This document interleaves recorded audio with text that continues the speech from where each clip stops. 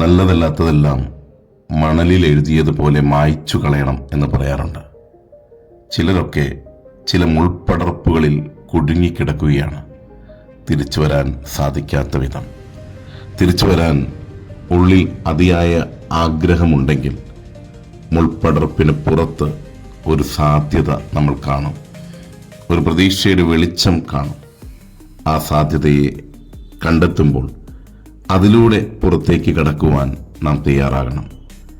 ചിലതൊക്കെ മറന്നെങ്കിൽ മാത്രമേ ചിലതൊക്കെ നേടിയെടുക്കുവാൻ സാധിക്കുകയുള്ളൂ.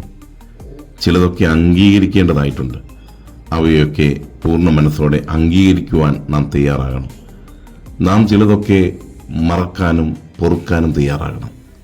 എങ്കിൽ മാത്രമേ നമ്മുടെ ഹൃദയത്തിൻ്റെ കനം മാറ്റിയെടുക്കുവാൻ നമുക്ക് സാധിക്കുകയുള്ളൂ. ഭാരമുള്ള ഹൃദയവുമായിട്ടല്ല നാം യാത്ര തുടരേണ്ടത്.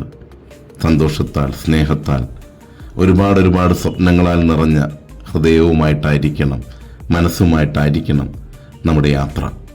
അതെ, ഭാരമില്ലാതെ സന്തോഷത്തിൻ്റെ നല്ല നാളുകളെ സ്വപ്നം കണ്ടുകൊണ്ട് യാത്ര തുടരാം.